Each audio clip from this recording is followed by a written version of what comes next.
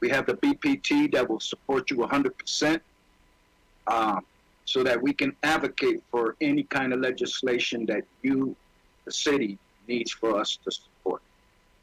But again, I want to thank you for all your support, and anything that you need, you can outreach to me. And God bless everybody, and let's keep it moving. Sergeant Major, I surrender my time. Thank you, Mr. Garcia. Appreciate it. Is there anybody else out there that is anybody else wanting to make a citizen comment? If so, please raise your hand.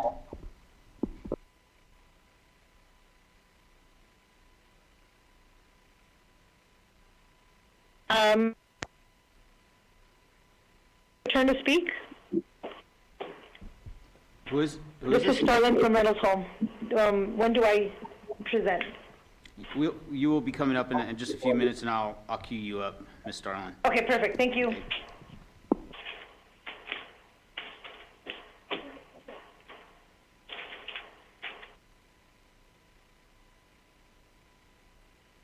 Okay. Thank you, Mr. Garcia. Okay, Mr. Jacobitz, can we go back to item number 4? I was just about to say that. Absolutely.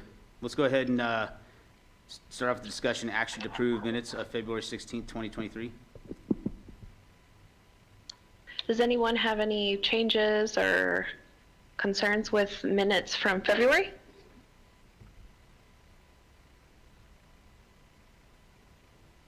Okay, can we get a motion to approve the minutes?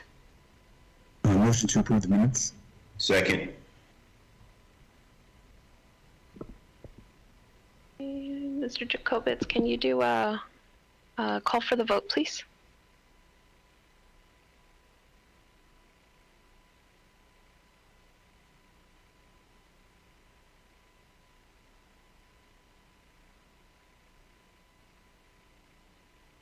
Okay, that's okay. We'll do. Is anyone opposed to approving the minutes? All in favor? Aye. Aye. Okay, thank you very much. And we'll go ahead and approve the minutes. And we'll move on to item number 6.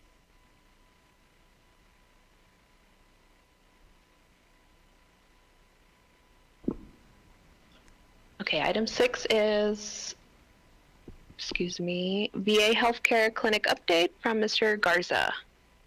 Good morning, everybody, and good to see everybody today. A couple of quick updates from the El Paso VA.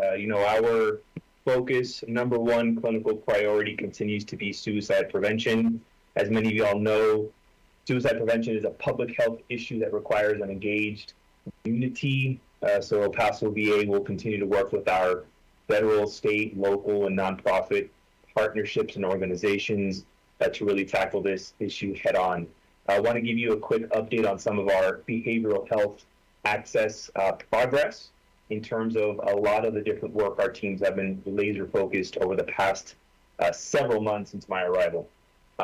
Really quickly, I wanted to remind everybody of the recent activation of the Compact Act. I know there's been a lot of PACT-related references, but for the most part, this PACT Act allows for any veteran in crisis to go to any VA or non-VA healthcare facility for free emergency healthcare whenever they need it, wherever they need it.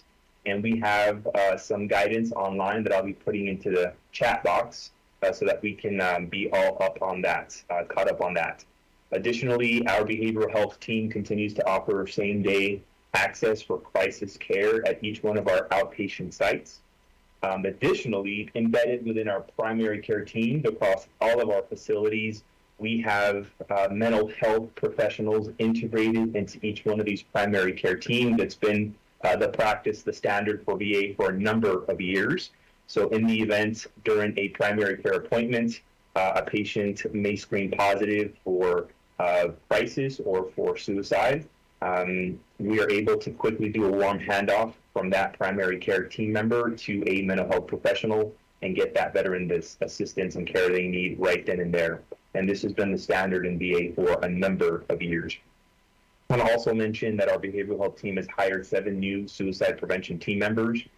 This helps us immensely in terms of on-site employee training and ongoing trainings, but also helps with community training. So if there's ever a need for suicide prevention training out in the community, nonprofit groups, state, federal partners, we are all for that. Please reach out to me and we can certainly set something up. Additionally, in FY23, our primary care mental health integration team members, so those mental health professions team members that are integrated into our primary care team, we've onboarded 10 psychotherapists and 2 nurse practitioners.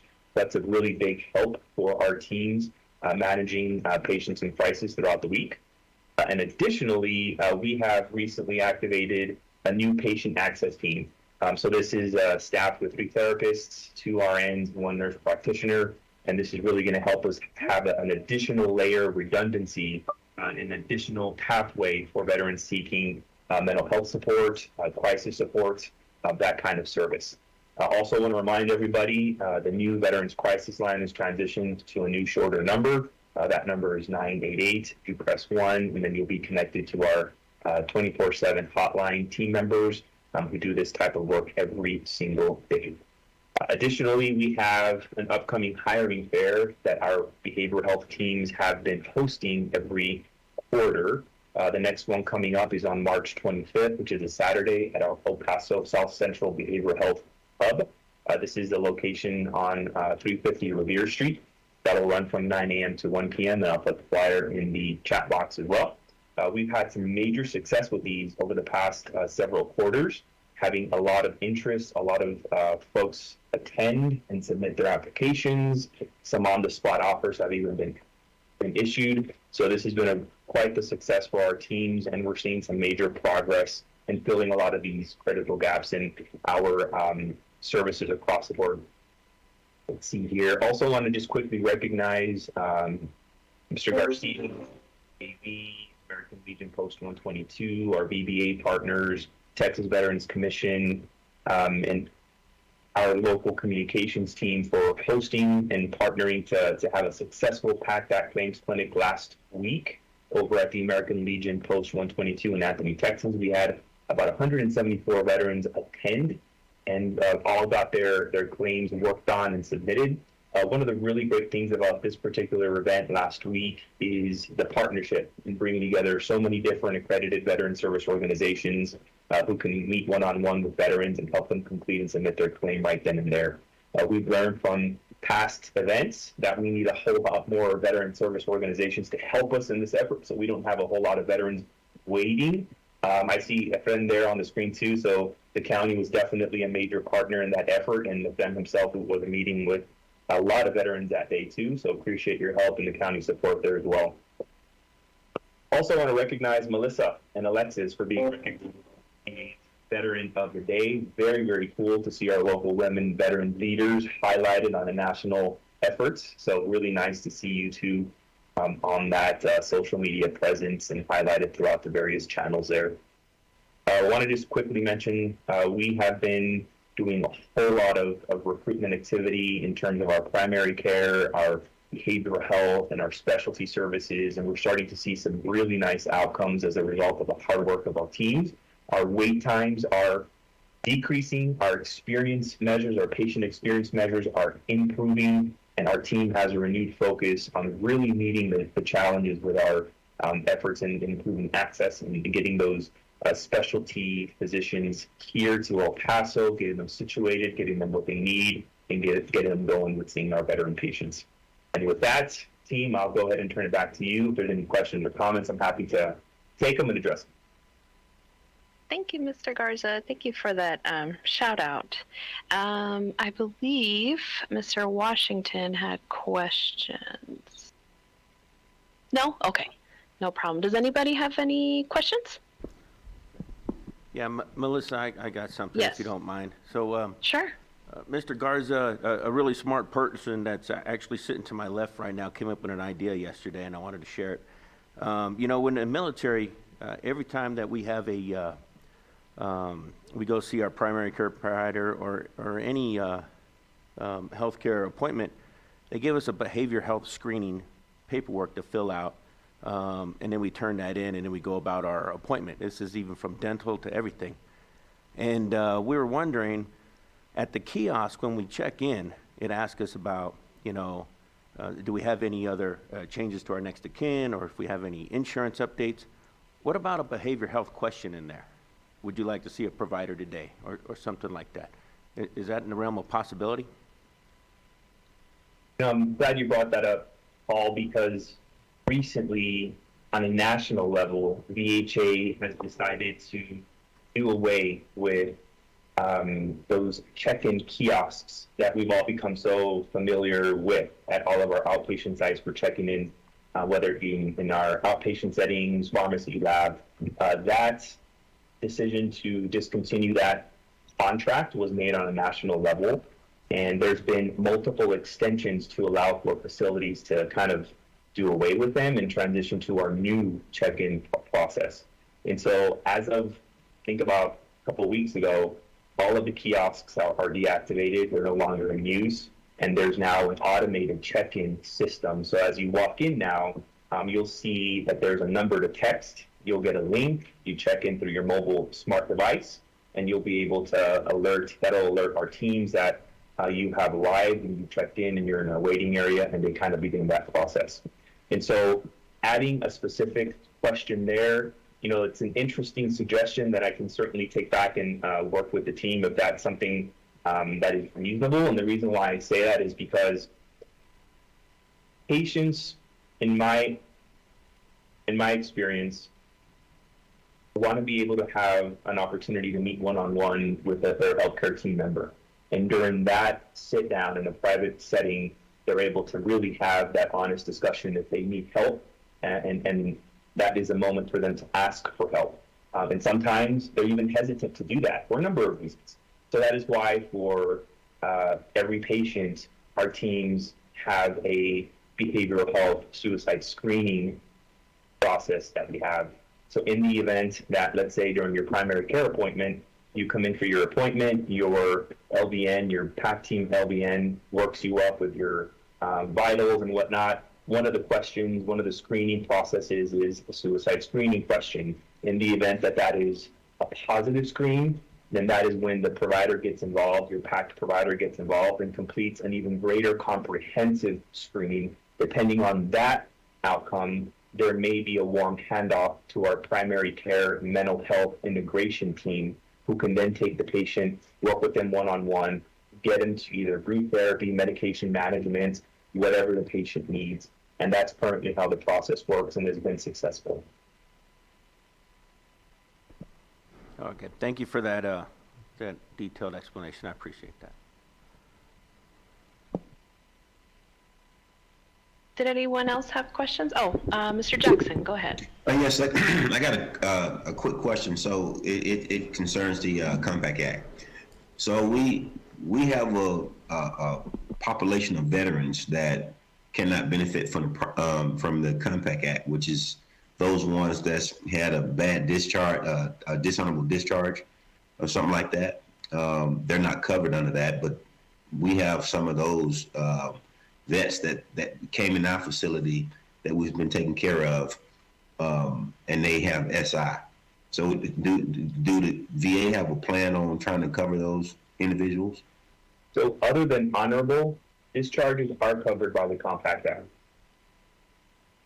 Excuse me, I meant dishonorable discharge. I'm sorry. Yeah, I don't see dishonorable on here, but I do see other than honorable on here, and I can double confirm that, Ron, and follow up with you. There is a lot of education material, marketing material that I can share with the team, but it does not specifically reference dishonorable on here. It does specifically reference other than honorable, so OTH. But I'll double confirm and reach out.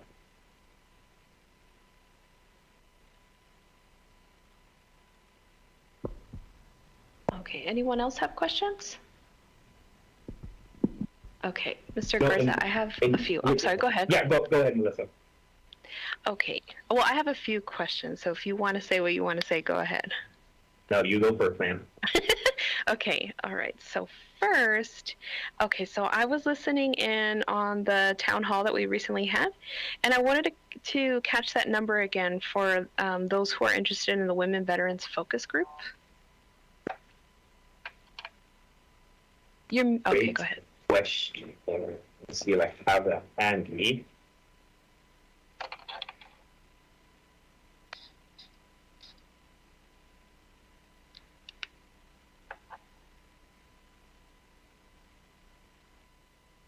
I don't have that handy, but I'm going to hit it right quick, and I'll make sure and punch it into the chat box. So just stand by for that one.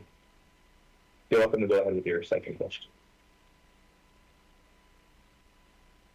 Okay, and then I have heard from a few women during the women's town hall that unfortunately when they're on hold to ask a question, their call ends up getting dropped and then they don't get a call back. So has there been some sort of work towards improving that?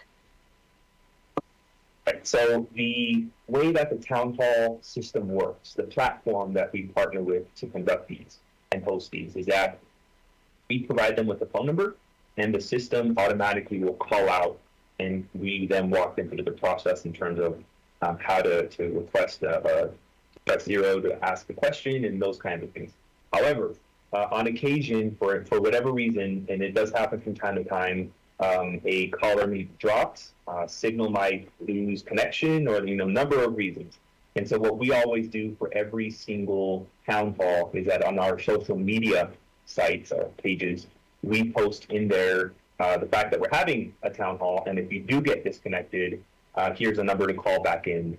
And so that's the way we kind of work it. And then we've, on about maybe 2 occasions, we've had a veteran who was disconnected for whatever reason, and they'll email Ask El Paso VA at va.gov, and they'll say, hey, I just got disconnected, what do I do? And we reply right away with, here's the call-in number and that kind of deal. So we put it on our social media pages, and then we also respond to emails in the event that we have a veteran that's disconnected for whatever reason. It is technology that's evolving and getting better and better, but for the most part, on occasion, I can't, not sure why on occasion we do have 1 or 2 veterans that may get disconnected for a number of reasons. Okay, and you said that email is askelpasova@va.gov. Correct. Okay, all right, thank you. And so I did hear also about the mental health expansion, so I'm very, very happy about that. I'm very happy to hear about that. And my next question, final one, is regarding the PACT Act. There's been some advice that if a veteran's already at 100%, that they should not claim a condition from the PACT Act. It's advisable not to, just so that they don't end up possibly getting a decrease in their disability rating. Is that an accurate statement? And if so, will the veteran, if that particular condition or conditions affects them later on down the line, do they still get help for those conditions? That's a great point, great question. The best answer I can give you right now, Melissa, is that if a veteran feels they're eligible for and meet the criteria for what the PACT Act lists in its list of 20 presumptive conditions and the conflicts associated with that legislation, the best thing to do is to meet with our VBA team and work one-on-one with them to ensure that they submit a fully completed claim, provide the necessary evidence to ensure that the presumptive approval process is quick and they get the benefits that they need. I have heard from a few folks that if a veteran's already at 100%, do they really need to? That's totally up to that veteran, but I would still recommend engagement with our VBA team here on the second floor of the main campus, because you just never know. It may be a good idea to do so, or at a minimum, go through our special exams unit and go through the registry process and just be registered there as well. So there's different ways to look at it, different ways to work it, but I would highly recommend engagement with our local VBA team, and they'll walk them through that process. And when you say to meet with the special exams for registry, you mean registry into the burn pits? Correct. Okay. Okay, that's all I have, sir. I really appreciate your responses. And before I let you go, just call in one more time for questions. No? Okay. And All right, thank one thing I'll end with, Melissa, if I may, this week, one particular media outlet continues to push a false narrative across the veteran community and the community at large, which is very unfortunate because the last thing we want to do is put misinformation out into the community that might send the wrong signal to our veterans who may be in crisis and who might be seeking assistance. And there is no wrong door for a veteran seeking crisis support. There's a lot of community partners we work with in the community to help us in this effort to end veteran suicides. And so it's important that we keep that in mind. And I just wanted to quickly mention that as I wrap up this morning. Thank you, Mr. Garza. I appreciate it. Have a good one. Okay, and next we have the El Paso County VA, item number 7. Hi, good afternoon. This is Fred Montelongo from El Paso County. Thank you for the VAC for having me today, and I'll give you a few updates from the county.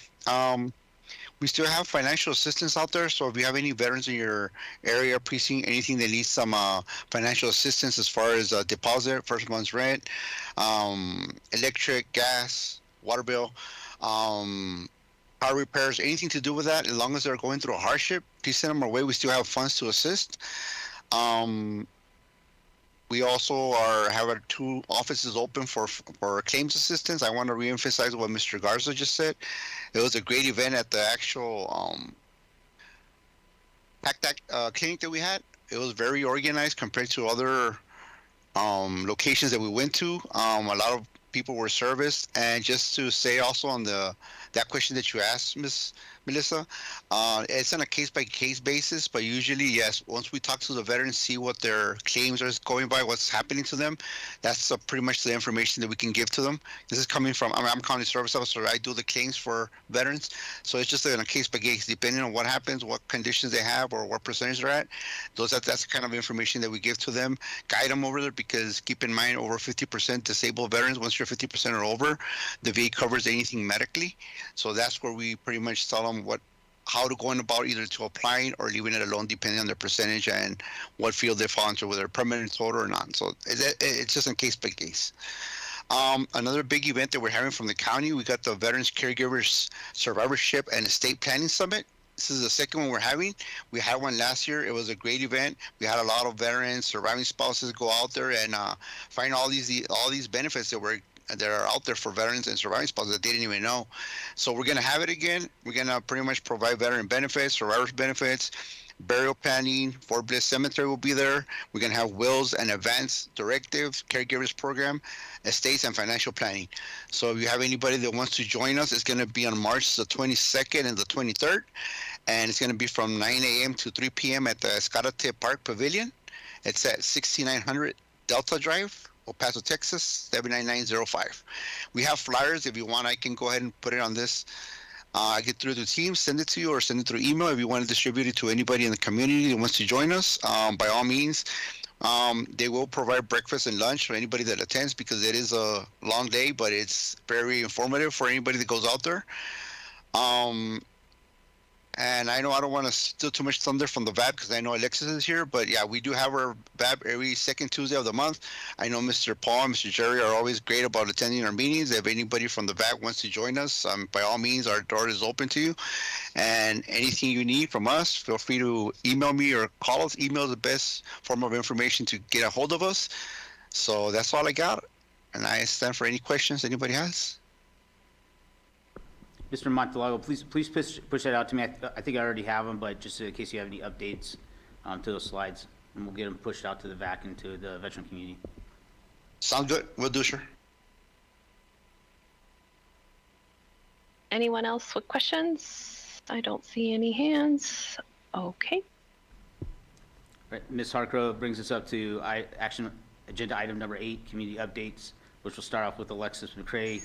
We'll go to Camille Costello and then Ms. Starlin Lucero Ortiz. Hello, good morning, everyone. Happy Thursday. So I also want to shout out your chairwoman for being Veteran of the Day by the Veterans Affairs yesterday. So congratulations to you, madam.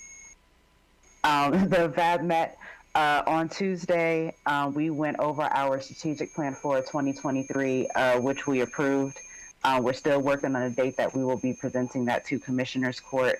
Our next meeting is upcoming on April the 11th at 1 p.m. We are moving to a larger meeting location, so we will no longer be meeting in Suite 301. We are moving to Suite 303, which is the Alicia Chacon courtroom. And that's also on the 3rd floor, but it's directly across the hall.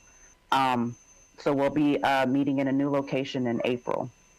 We are working on the Veteran of the Year nomination form. We are looking at adding a few different changes to it, so bear with us while we work on the nomination form still, and we hope to have that out to the community by May. I have taken over the crisis intercept mapping for the county, and previously we had a tentative meeting in March, but we have moved that to April the 6th. That is going to be at 1 p.m. and that is going to be at the MVPN One Stop at 9565 Diana. I will be sending out an email with that information as well. I know we have a few new community partners and unified, different memberships and organizations with us. So I'll work on getting the word out about the meeting information as well. But lastly, I just want to share the update about Women's Veterans Day that we have upcoming for June 9th through the 12th. On June 9th, we will be at the Starlight Event Center. We are beginning the day with a conference. There will be the vendor exhibit from 9 to 10 a.m., followed by a conference that will be from 10 to 1 p.m., and we will be offering lunch. Also on that same day, we are doing a formal, and we are looking to recognize 4 women awardees. We are working on the nomination form for that. So be looking for that to come out to your emails. We are also doing a formal in the evening. We have social hours starting from 5:30 to 6:30. The Boots and Ball Gowns Award Recognition Ceremony will be at 6:30 p.m. to 9 p.m., followed by a after party from 9 p.m. to 11:45 p.m., and that is going to be on Friday. On Saturday, which is the 10th, we are doing the City of El Paso and the State Senator event that is held at Flags Across America. And they are looking for 5 women veterans to recognize, to be presented with state resolutions for that as well. So if you have any women veterans that you feel deserve recognition, this is another great opportunity to put them out there as well.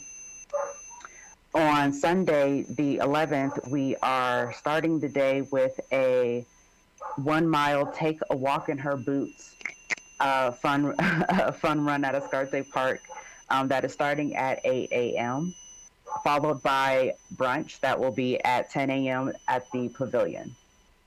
So that will be definitely a fun day for us. And we are concluding Women's Veterans Day celebrations on Women's Veterans Day, which is Monday, June 12th, where we will be at the courthouse at 9:30 a.m.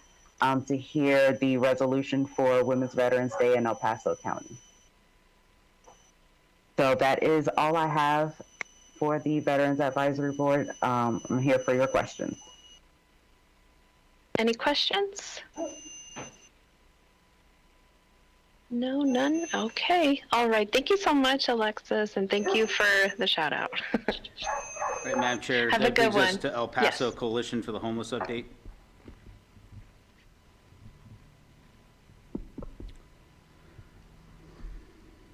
Okay, Miss Camille. Good morning, everybody. Happy Thursday. So just kind of wanted to give an update. We're continuing to meet weekly.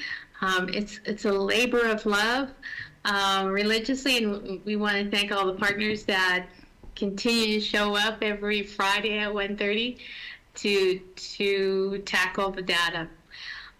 So one of the things that we're focusing over the past couple of weeks that we're seeing, so we're looking at the objectives, right? The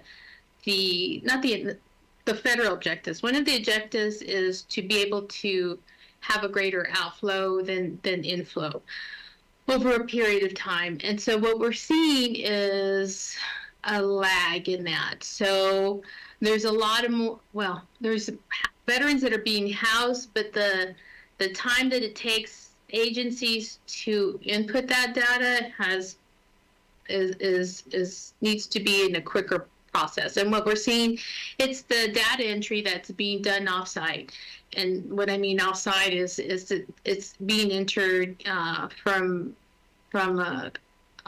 out of the city, so in a different community. So that's what we're working with those agencies to kind of tighten it up, that because we're seeing over the past couple of weeks, we see veterans who are housed in December, but they didn't update that data till a couple of weeks ago. So we're trying to really hone in on that with our HMIS folks to really be able to close that gap completely. And so we think that's one of the contributing factors of improving that specific one. But again, thank you to the VA. We couldn't do this without the VA. Our other major partners, Endeavors, American GI Forum, and everybody else that really comes every Friday with a smile. And it's really great to be able to really have options for all veterans, regardless of if they only got past boot camp or have a dishonorable discharge or sex offenders. We've had a couple of convicted murders in the past a couple of years. And so I think it's great to be able to have options for all veterans, regardless of what their background is. So again, it's every Friday at 1:30. The link hasn't changed. If you're interested in participating, just let me know. We'll have you guys sign a confidentiality agreement. But it's every Friday. We continue on and looking at all our veterans within the system.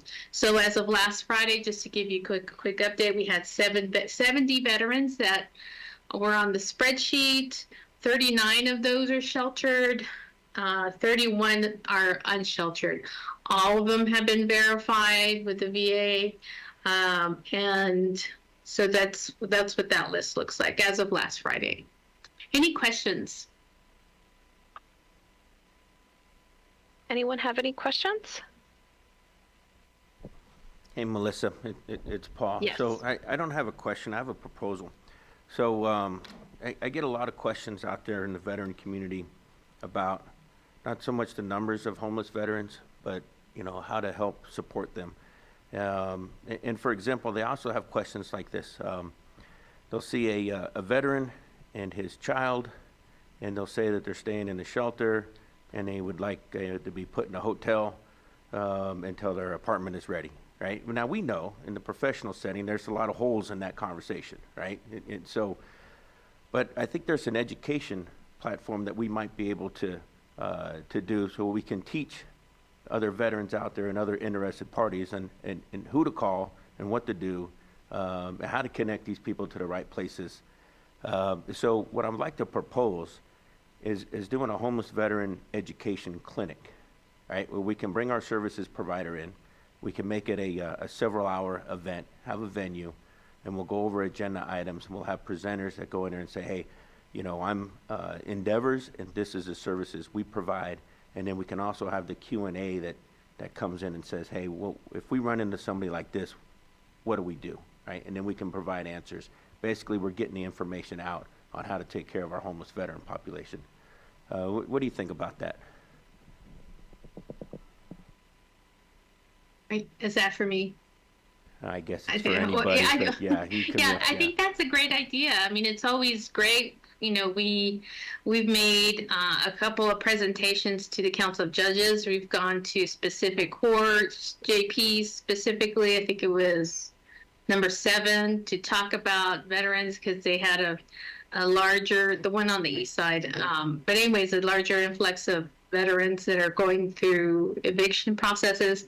So yeah, absolutely. Anytime that we can educate the community as to what can be done and how to address and who to call, absolutely. Okay, I'll work on putting something together, and Camille, I'll use your expertise also, who we make sure we invite to this to be presenters.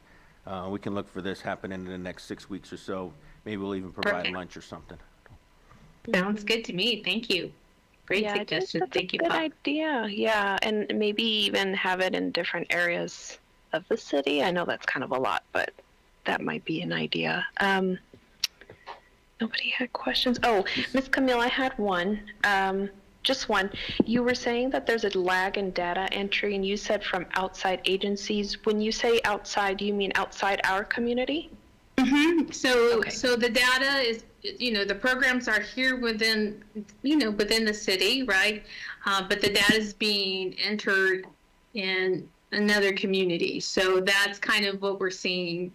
And so we're really trying to work with the offices outside of the city and just to kind of really stress the importance of how we close that gap. And it shouldn't, so if somebody with a veteran, and again, this just really happened, right? So a veteran that was housed in December, he was on the master list as homeless the entire time, and they just notified, oh, he was, so that's kind of what we're really focusing on. Okay, got it. All right. Thank you so much, Miss Camille. I don't. Well, Miss Alexis has a question. Are we able Yes. to take a question from a guest? I just want to be sure. Mr. Albright, Okay. Mr. Jacobus? At this point in time, it's not open up for public comment, so we'd have to keep it internal to the matter. Okay. All right. How can we accommodate Miss McCrae? If she wants to put a comment inside of the chat, and then we can get back to her after the meeting concludes. Okay. All right. My apologies, Miss McCrae. Just go ahead and put in your question or comment. We'll get back to you. Thank you. Okay. All right. We're ready for the next one. Thank you, Camille. IT, please pull up the Reynolds Home brief.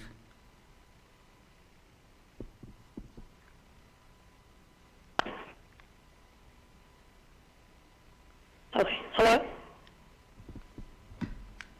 Hello, can you guys hear me? Yes, we can hear you. Thank you.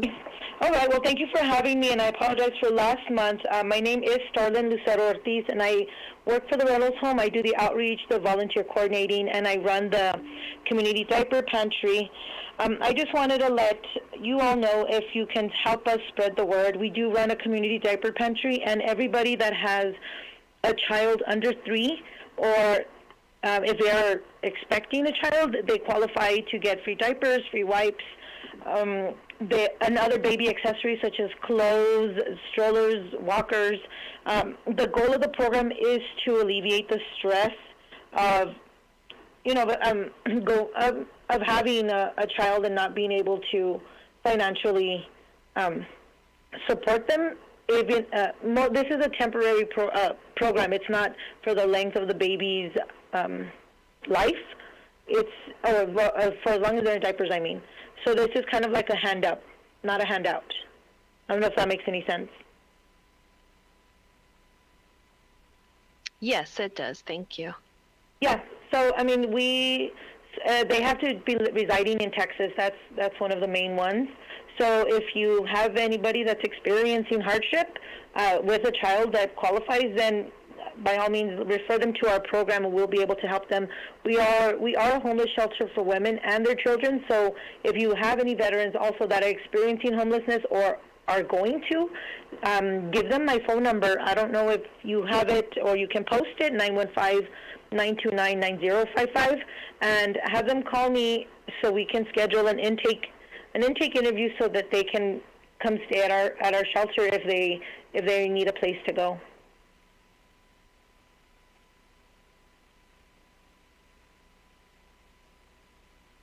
I think that is that okay? Or any questions? Yes, Mr. Jacobitz has the slides up. Can we go to the next slide? Okay, so we've talked about the mission. I Can forgot you about see that. it, I'm so Ms. sorry. Starlin? That's Yeah, okay. my apologies. I was waiting for the next slide. So what slide are we on now? I don't even know. Let me open it up because my computer froze while I was waiting, and I restarted it. Hold on. So we could start at how do we maintain I think I home? kind of summed up everything really fast. If there's any questions regarding the slides, you can just go through them. Let me see. I went over, the Reynolds Home, I went over that. We're a homeless shelter for women and children. We've been in the community for 32 years. This is our 33rd year, celebrating, helping women and children overcome homelessness. We can accept up to 16 families at a time, and they come from different backgrounds, domestic violence, maybe a single parent household where the mother loses the job and can't afford housing anymore. And some of the families that we have seen have medical issues. The child is sick, and so mom loses her job and then gets evicted. Where are we? Slide number 4. How we maintain the home. Which slide We numbers? have grants from foundations and private foundations, organizations, and businesses.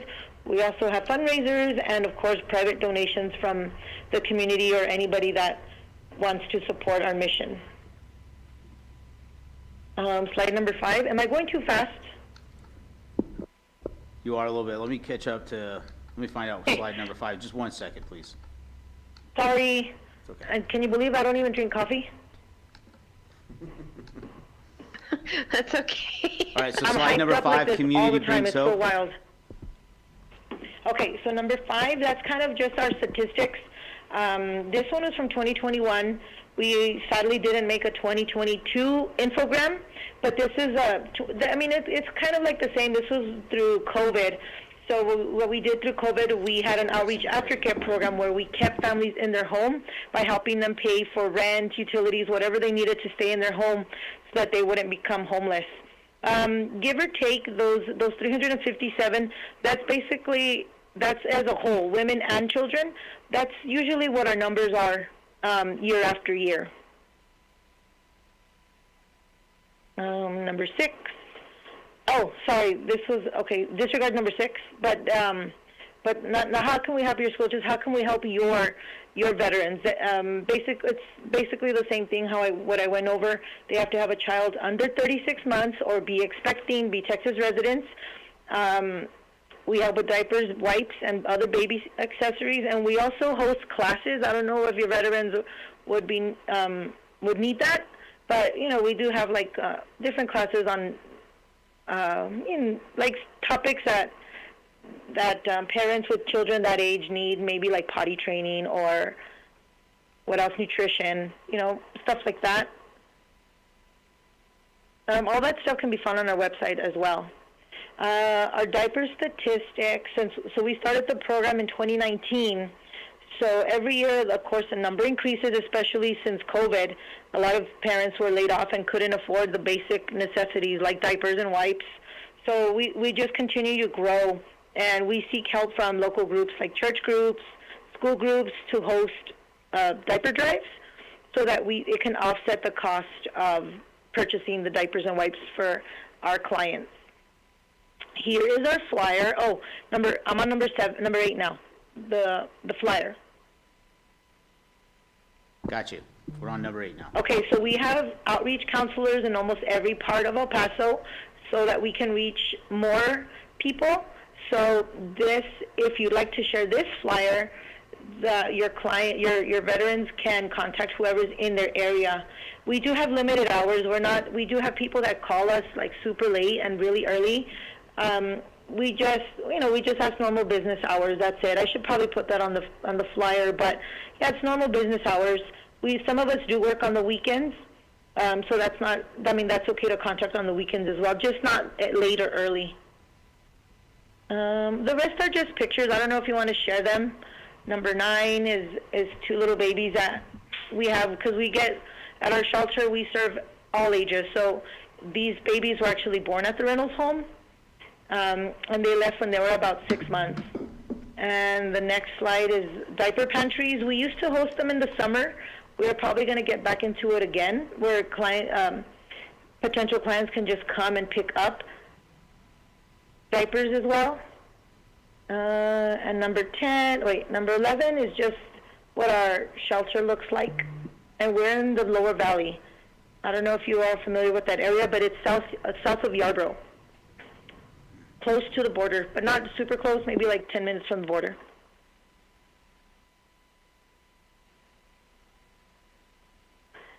Any questions? I know I went super fast. Ms. Harkrow, I believe that Mr. Washington has a question. Yes, go ahead. Yes, ma'am. Thank you for this information. The question that I had was, are you looking for volunteers at the Reynolds home to help with various things there? Yeah, and that's what I was actually going to say on slide number 10, the pictures. That was actually hosted by a group of soldiers that were in Sergeant Major Academy. So the first one. So yeah, we do take volunteers in groups or in singles. It's up to whoever wants to volunteer. Just contact my number, and we can go from there. I mean, I take volunteers year round. On the weekends, during the day, volunteers can do hands-on, or they can do from home. There's a lot of things that I need help with. So yes, I am open to volunteers. Okay, ma'am. Thank you so much. Oh, you're welcome. Thank you for the question. Anybody questions? else? Okay, I don't see anyone. Ms. Starlin, this is Melissa. I have a question. Yes. I don't think you'll have the data in front of you, but do you have any idea how many military or veterans have been serviced at the home, maybe within the last, I would say 5 years, only because I know the pandemic may have increased those numbers, but maybe within the last 5 I years? think you did ask me that, but I've been busy prepping for a state monitoring, so I haven't had the time, but sure. I promise that I will look for, but it's not, maybe, I don't know, I want to say at least 15, 20 a year. Because we do get referrals, and I don't know if you mean like living at the shelter or maybe like diaper pantry clients? Both. Both? Well, I do see more veterans/soldiers taking advantage of the diaper pantry. We also work with the Workforce Solutions. They have a veterans program there. So we get a lot of referrals from that program to our program to help and assist the veterans there. I forgot his name, Tony. Yeah, but I do get referrals from that program for veterans. So, I mean, we do see a lot. Maybe not a lot staying at the actual shelter, but we do assist a lot with the diapers. Okay, and do they have to register for the pantry, or they can just come whenever you guys are doing it? Okay. Oh, yeah, they register on slide number 8, the flyer. What they would do is they would locate the counselor in their area and then just text them or call them and let them know that they would like to register for the pantry. And they can get diapers 7 times, and it's open to men and women. Awesome. All right. There's no other questions. Thank you, Ms. Lucero. We really appreciate it. Oh, thank you guys so much for having me. Thank you for all that you do. It's amazing work that you guys do, and it doesn't go unnoticed. So thank you guys so much for everything. Oh, thank you. You do so much too. Thank you so much. Well, Look forward to seeing you again. We go hand in hand. So again, thank you for having me, and I apologize for the delays. You guys have a great rest of the day, okay?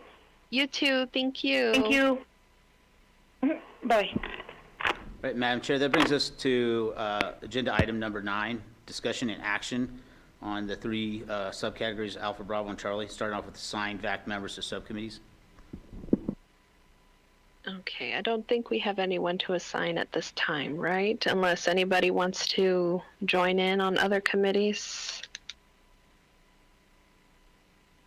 No? Okay, so Bravo, go ahead. That sub-item was asked by Mr. Bruce Beagle, saying Okay. if anybody wanted to cross into other subcommittee areas.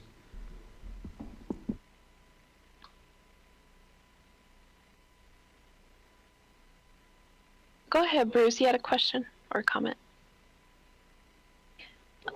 Cannot hear you, but I don't think you're muted.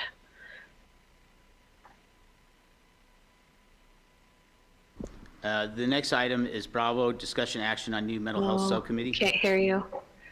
Sorry, Bruce. Do you want to put it in the chat, perhaps?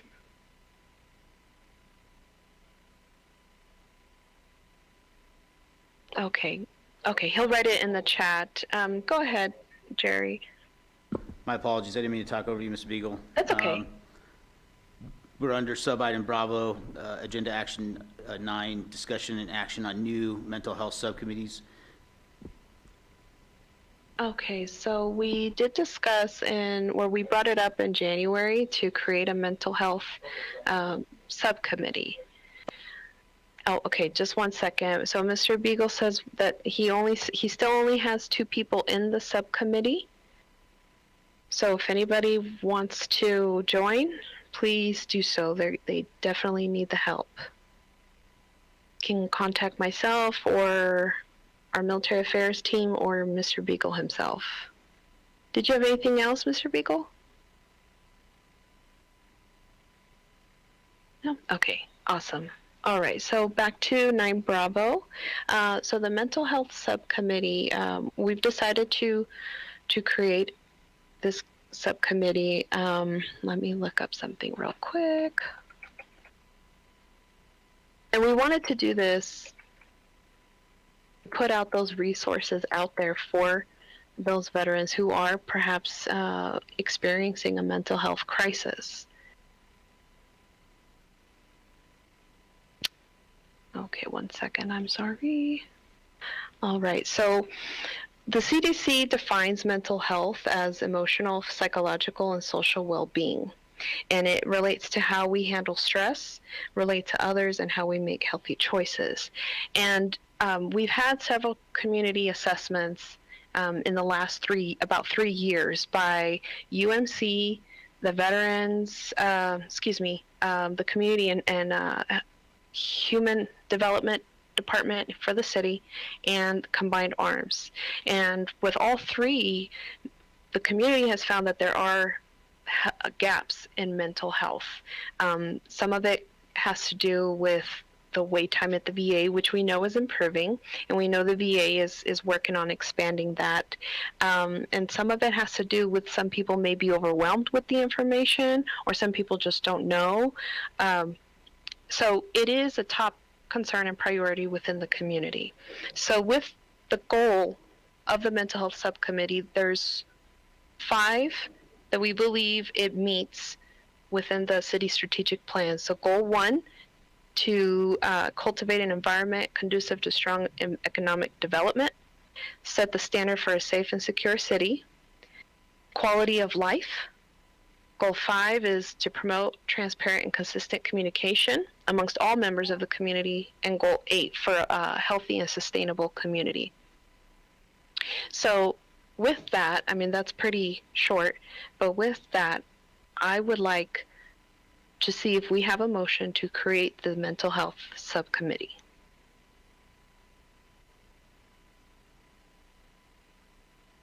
Motion to approve. Second.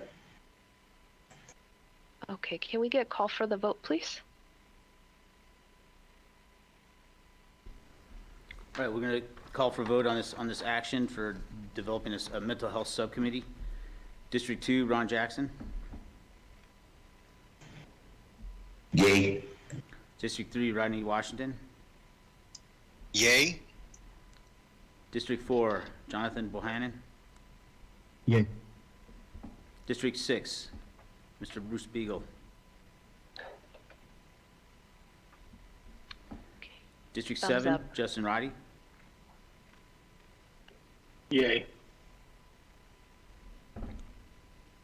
District 8, Oh, Ms. Harcrow. aye. All right. Okay, and 9 Charlie? Ms. Harcrow, if I can go ahead and say something. So,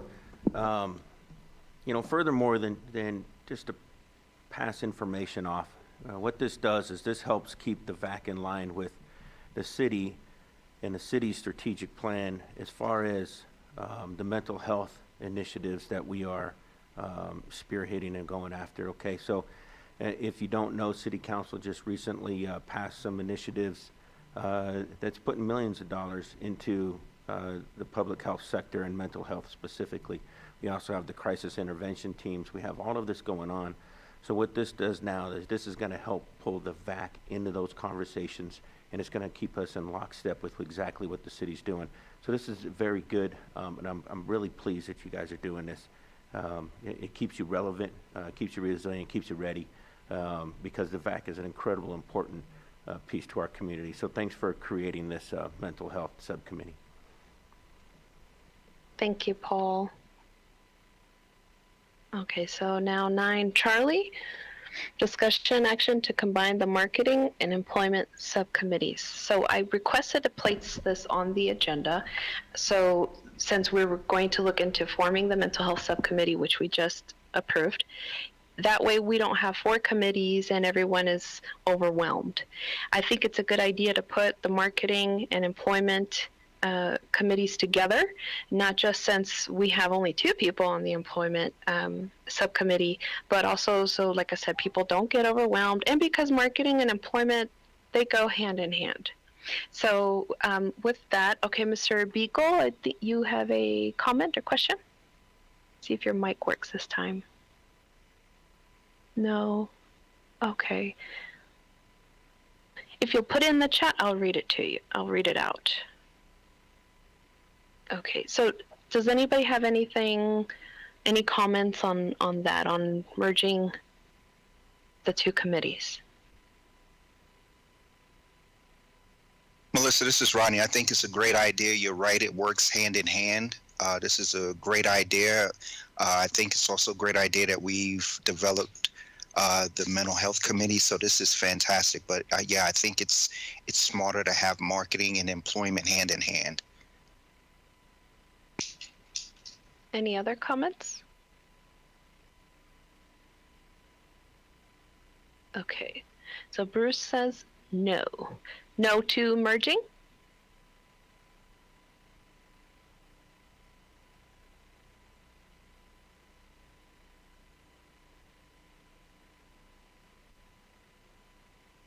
Okay, he says, okay, they're not the same. Marketing should have a much broader outlook, and no to merging. Okay, understood. I also think that regarding marketing, we all need to play a part in that. We need to be attending community meetings, as I've stated in our previous meeting. We need to be present at various events throughout the city, not just those that pertain to our subcommittees as well, and reaching out to our representatives and their staff for events that are coming out. So that's another reason why I think we should merge, but we'll still have a vote. I understand they're not the same. Marketing is broader. But with that, does anybody else have anything to say? Okay, so we can go ahead and call for the vote. So Melissa, before you vote, if I can just say one thing, please. So Sure. I think what Bruce might be getting at, and I could see him, he's over there, he's typing away as fast as possible. But perhaps marketing should definitely be a part of all of the subcommittees, right? So we need to market every single thing that the VAC is doing. But for it to be a standalone committee that stands up and tells City Council, hey, we want your strategic communication department to do X, Y, and Z, I don't know if that's bearing any fruit. But if we had marketing as a line of effort in every subcommittee, for example, Justin Roddy is the chair of homelessness. If Justin Roddy assigned one person in that homeless committee who's responsible for marketing all the homeless things, all the homeless stuff, and then it was part of his briefing, part of his update to council, right? Same thing with employment. Rodney Washington assigns somebody to be responsible for marketing, or he takes it himself. And then when he briefs council, he says, and this is how we would like this to be marketed further, rather than it being a standalone committee, but be a subcomponent of each committee. I think that might be what Bruce is saying, but I think that would work really good. I'll leave that up to you guys for discussion because it is your committee. I completely agree. Does anybody have anything else? Okay, Justin, go ahead. No, I just want to say I agree with Paul completely. I think I don't know if we necessarily need an entire marketing subcommittee or if it should be part of every committee, because a great example is what Paul brought up, and how do we get the word out about how do you help veterans in a homeless situation. That should be part of the marketing for the homeless subcommittee, to put together an event or help Paul put together an event and get the word out there to inform the community. And that should be the same for the employment, to go out there and talk about the job fairs and for pieces. And then now the mental health subcommittee, the marketing side of that, could go out and do what the homeless subcommittee will be doing here shortly, and inform the community of what's happening and get the word through both their reps meetings and pieces like that. So I think the question becomes, do we even need a marketing subcommittee?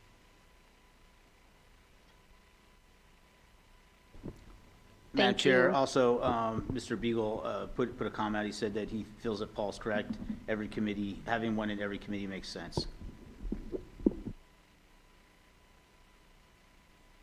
Yeah. Okay. I absolutely agree with that, and I probably wasn't clear with that. Anything else? Any other discussion? Bruce, did you still have something? Your hand is still up. Just checking. Okay, awesome. Okay, so let's go ahead. Oh, Justin, do you have something else to say? Yeah, I just want to point out too that just because if we do decide to, and I don't think we should on my side. If we decide to merge a subcommittee, it doesn't allow for more members in the subcommittee without having to go through the whole rigmarole of posting when they're going to meet and do all that. I think it'll just create more work for a smaller group of people. I like the idea better of potentially disbanding the marketing subcommittee and making sure every subcommittee is doing their part for marketing. Okay, so with that, do we want to postpone this action and then maybe put on the agenda a vote to merge and then a vote for disbanding the marketing? Or do we just want to hold this vote today? Ms. Harco, I think you can make a motion, or have somebody make a motion at this time, to disband the marketing and subcommittee and make it a line of effort into all three committees. That could be one motion. If you get a second, you could take a vote on that. If somebody wants to merge it or something like that, that could be another motion. So I think you can do two different motions right here, and then you go ahead and vote from there. I motion to disband and make it an individual effort across all subcommittees. Second. Can we get call for the vote, Mr. Jacobitz? And also, I don't believe by the bylaws, I don't believe I get a vote. Just want to double check on that. You're a tiebreaker. Okay. Okay, so can we get a call for the vote, please? Right, let's call to vote. So first of all, I understand that the motion was motion one was from Jonathan Bohannon, and then it was seconded by Ron Jackson. Is that correct? All right, so call the vote. District 2, Ron Jackson. Aye. District 3, Rodney Washington. Aye. District 4, Jonathan Bohannon. Aye. District 6, Bruce Beagle. Show of thumbs, got you. District 7, Justin Ridey. Aye. All right.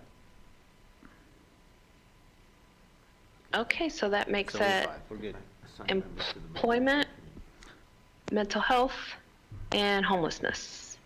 Ms. Harcrow, I think at this point in time, we can go back to discussion action item, agenda item 9 alpha, and now we can go ahead and assign VAC members to the subcommittee on mental health.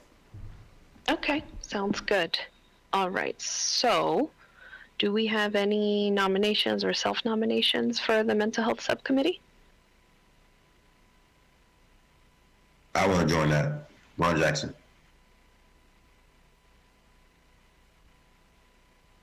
Okay, and Mr. Jacobitz, we take a vote to add those members? Yes, so the vote for the members and the vote for the chair. Okay, so can we get a motion to approve Ron Jackson to the Mental Health Subcommittee? Motion to approve Ron Jackson to mental health subcommittee. I second. Okay, call for the vote. So let's do it this way. So we have the motion for Ron Jackson, so that's good. So let's find out if anybody else wants to join this committee, and then we'll do all the voting at once. I guess I nominate myself.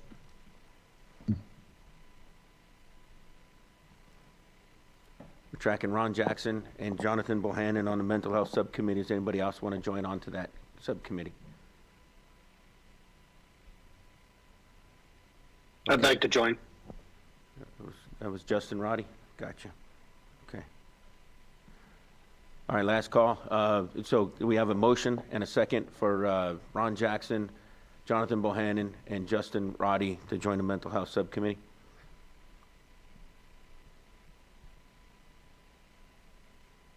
We need a motion. All right, good job. Okay. I think Justin motioned. I think Ron Jackson seconded. Good job, guys. Let's call for the vote. Go ahead. District 2. Aye. 3. Aye. 4. Aye. 5's vacant. Bruce Beagle's got the thumbs up. 7. Aye. All right, the motion stands. The mental health subcommittee is now Ron Jackson, Jonathan, and Justin. At this time, let's go ahead and let's identify a chair. So out of you three right there, does anybody want to step up to be the chair? You can nominate yourself. I'd like to nominate Jonathan. He's probably not gonna. I don't know if he likes that or not, but Second. All right, we got a nomination and a second for Jonathan Bohannon in District 4 to be the chair. All in favor, say aye. Any opposed? Aye. Aye. All right, Jonathan, you are now the chair of the Mental Health Subcommittee. We'll get together with you and Melissa. We'll have to put together a strategic plan. We'll put the smart people in the room, and we'll have to adjust the strategic plan to get mental health into that. So congratulations, guys, new subcommittee. We can move on. Bruce Thank you. nominated Ron. Do we have to go through that? Well, good job, Melissa. I didn't catch that. That's okay. Oh, okay. He says no. Bruce is fine with what we went with. Okay, so he's removing his nomination. Okay. Okay, so since employment only has 2 personnel, if I can, I'd like to join the employment subcommittee.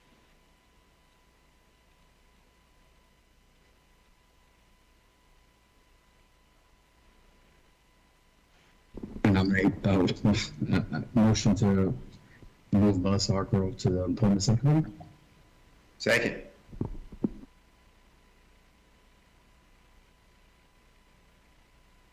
Call for the vote. All right, call for vote. District 2.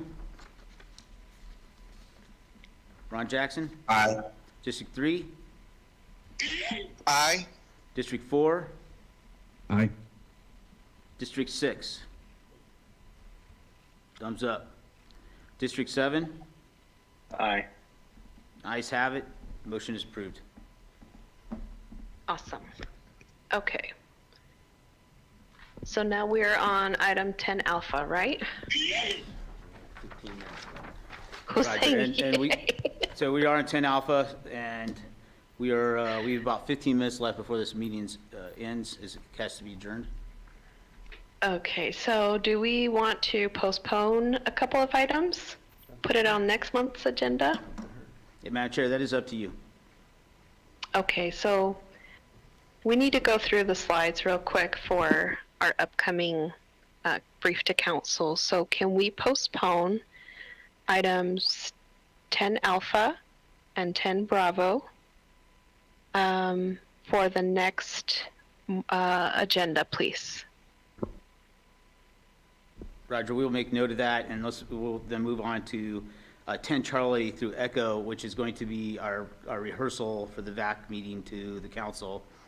IT, can you spin up the VAC meeting slides? Hey, while IT's bringing that up, I'll go ahead and put out just a couple of things. So, as normal, the Military and Veteran Affairs Department will go ahead and brief first. We have about 3 slides that we'll brief, and then we'll go ahead and we'll bring up the Veteran Affairs Advisory Committee. So we went ahead and we briefed this to the city manager and to the leadership team, and because it was so similar to October's briefing, there was actually no solid comments on anything that you've presented. So that's all real good news. That means that the city staff is in agreement with what you are proposing. The one thing that they did really like was that on the agenda today was the fact of bringing in the mental health and taking the marketing and outreach as a line of effort for each one. So they really like that, and so they're pretty happy about that. So the city leadership is, like I said, very happy with your presentation. The slides that I have, I just see your question there, Bruce. I will be sending those out. They did want to have me make some corrections on mine, so mine was not ready for prime time.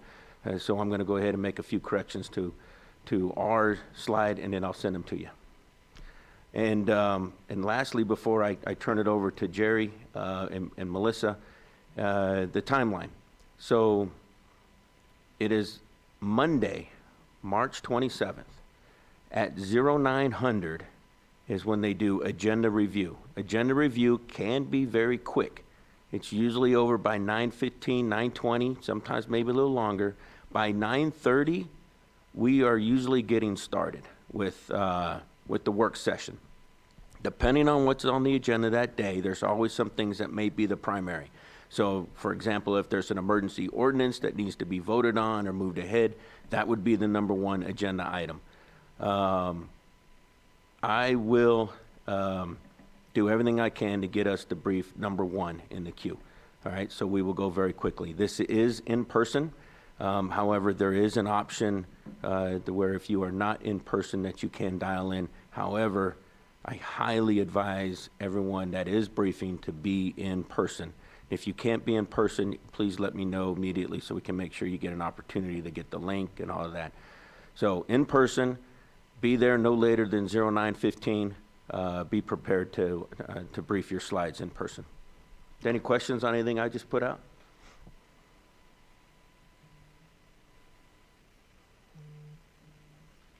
Okay, with that being said, Jerry, if you want to take over and hand it over to Melissa, or however you want to do it. So, Ms. Hargrove, if there's no problem with you, we're just going to go ahead and roll with the slideshow. Sure. Let her take over and just it's her presentation. All right, to your presentation. Next slide, please.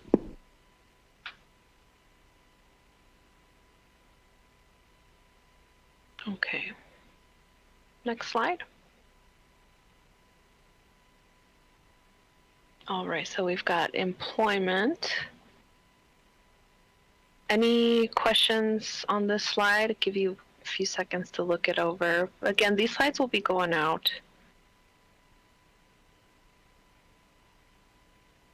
Okay, I don't see any questions on this one. Okay, next, please.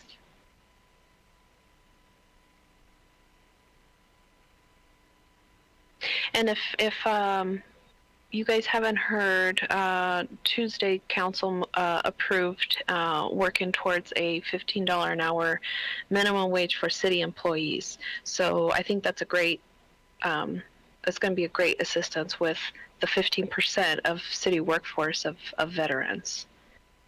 Any questions on this slide? Okay, I don't see any.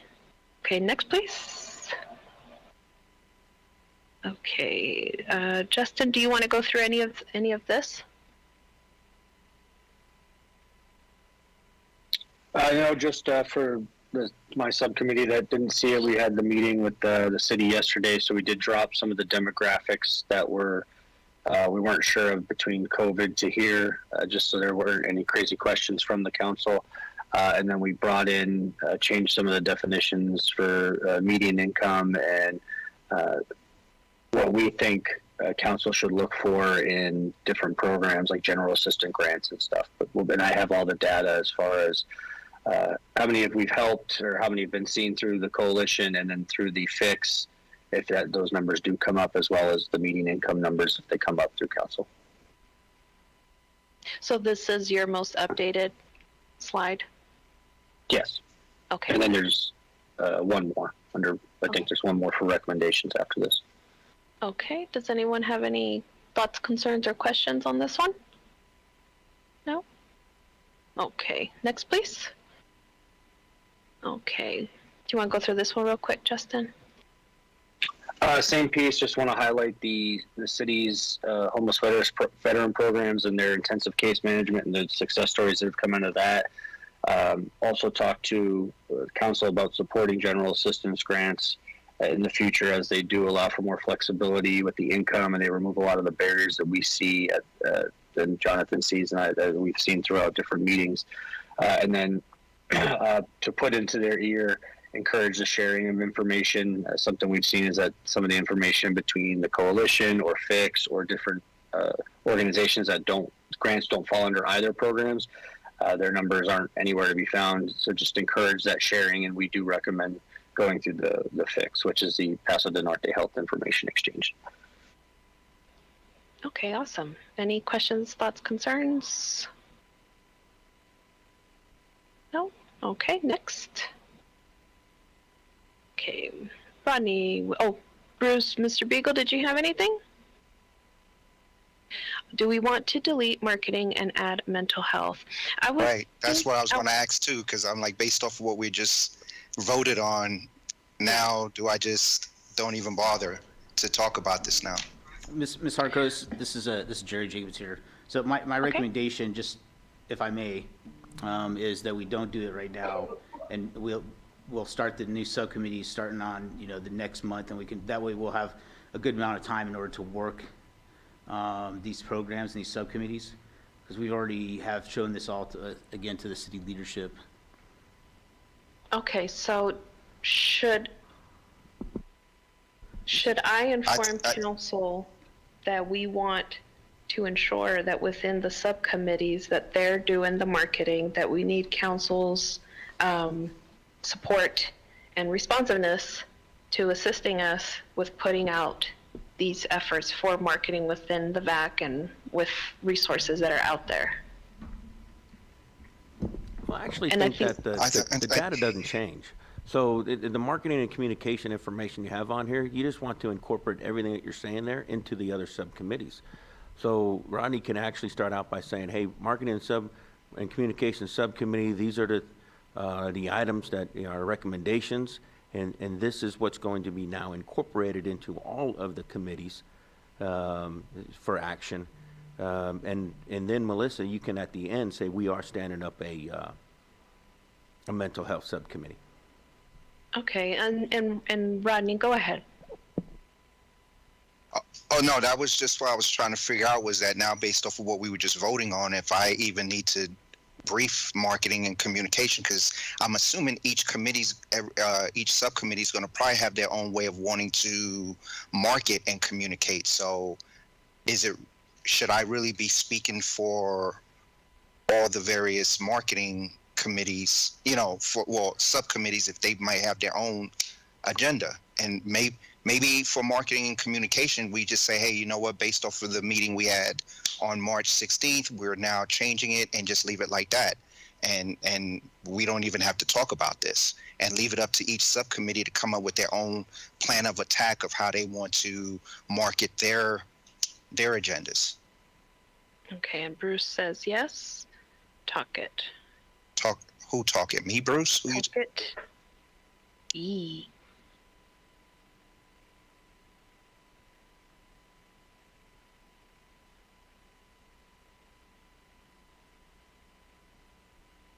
We only got 2 minutes left, so. Okay, Rodney. Yeah, Rodney. Okay. Okay.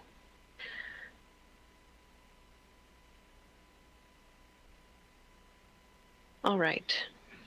So we're talking about having this spoken, just the data portion, Paul, is that what you were saying? Okay. No, I would So go Bruce ahead and, said- I would go ahead and just brief the slides, as you see them, right? And you just go ahead and brief, this is our recommendations, this, I mean, because this is what you were thinking yesterday, and I think today it doesn't change anything, it's still relevant. So we go ahead and we brief it, and then, Okay. when you hit the question slide, when Rodney goes and sits down, you can, Melissa, you can actually say at this point, before we go into questions, to let you know that we've decided to take all of that marketing and communication, and we're going to put that as a line of effort into each subcommittee. So our new subcommittee that we just voted on will be mental health, and we are looking forward to adding that to the VAC strategic plan and incorporate that into the overall city strategic plan so we can move forward with synchronized mental health conversation. So I think I could sum up nicely that way. So I think Rodney goes ahead and briefs. This is what we want to do for marketing communication. And then, Melissa, you will close it up and tell them how we're going to move forward. Got it. Okay. Sounds good. And, okay, yeah, got it. Okay. Any issues, questions, comments, concerns? Okay. Right, Madam Chair, that brings us to agenda item number 11, which is myself. So I'm going to hit up 3 quick points. Number 1, I think everybody's seen it already, but we were selected as the Great American Defense Community on March 6th, which is, a huge honor for our city, and really shows what we're doing, not only with the military, but our veterans programs. And it was really about our efforts with homelessness, employment, our marketing, putting out events on in our webpage, and how we're presenting resources to our veterans and the military families out there. Number 2, our city will be recognized 13 April by the Veterans Resource Community Networks in their online magazines, again, for our programs and our resources on the city webpage, and just what they consider what right looks like, so we can share this with the other veterans military affairs organizations across our great nation as what looks right. So that was a huge honor, and we couldn't do that without the support of the team. And then lastly, I don't have the exact date, but I want to put it on your all calendar, so I'm going to push it out as soon as I find it, but actually it might have came out today. The airport is going to unveil the Fort Bliss mural later this month. And I apologize, I don't have that date exactly, but it's going to be a neat mural as you're coming out of as you're returning on your flights. You're going to see this nice mural there right after you come down, and you're getting ready to go back into the main hall by Carlos and Mickey's there. That's all I have for today for Veterans and Military Affairs. Okay, awesome. And everyone please go through items 10 Alpha and 10 Bravo, since we've postponed it. Be ready to discuss that next meeting. Okay, and Bruce says...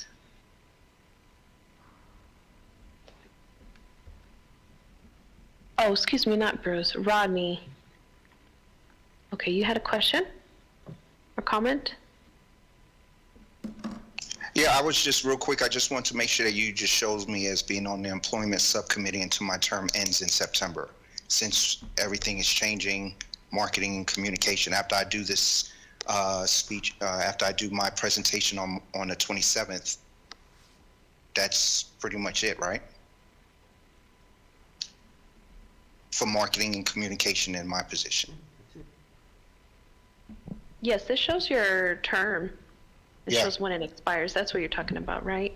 Yeah, I just wanted to make sure that if with all these new changes we're doing, that yes, in September, after I do this presentation on the 27th, that's it for me, and each subcommittee is going to have their own marketing person to fulfill things, correct? And I'm just on the committee until September? Correct. Okay.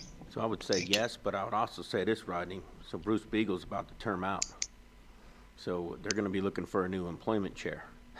All right. Yes, sir. So, Yes, sir. I wouldn't call Yes, yourself sir. done.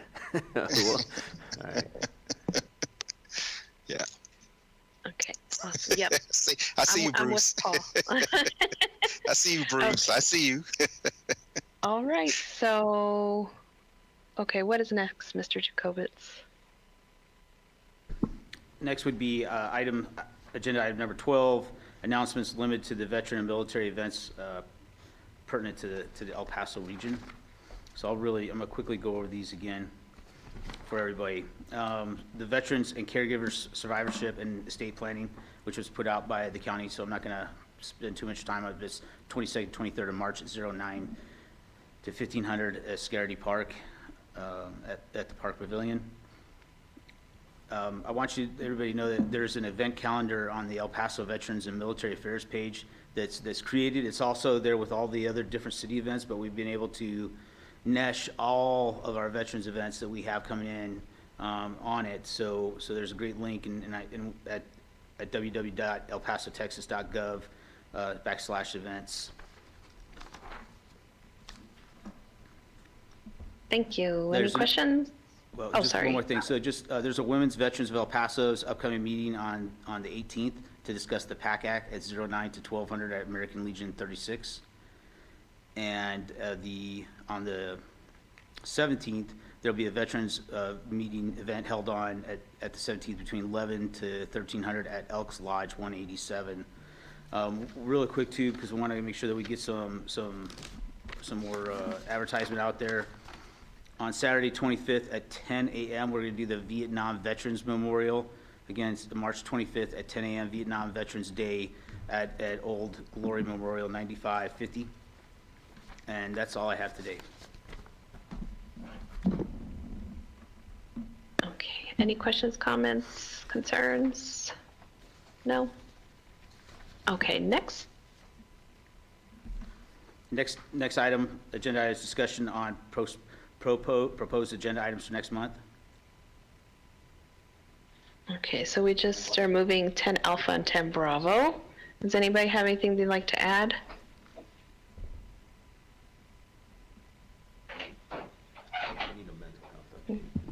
Okay, I don't think so. I propose, Okay. I think it'd be a good idea if we do a mental health update on next month's agenda. Okay, so mental health subcommittee update. No, actually, let's look at bringing in, me and Jerry will do some brainstorming. We'll contact you and Jonathan. Let's look at maybe having get what the city is doing, get what one of the major movements is doing, and that way we can start getting the information out so that the subcommittee is kicked off strong. Okay, got it. Thank you. Anything else? Okay, next. Next agenda item is number 14. Next VAC meeting is Thursday, 20 April 2023 at 10 a.m. Okay, good to go. All right, and final item. 15, motion to adjourn. Do we have a A motion? Motion. Second. All right. Let's go District 2. Never mind. We don't have to vote on that. We just made the motion. We're good to go. The very intelligent man sitting to my right said that, since he gave me some great credit earlier today. So appreciate everything that everybody does. Appreciate value being a part of this team. Thank you. Thank you all. Appreciate it. Thank you, Mr. Beagle. Sorry your mic wasn't working.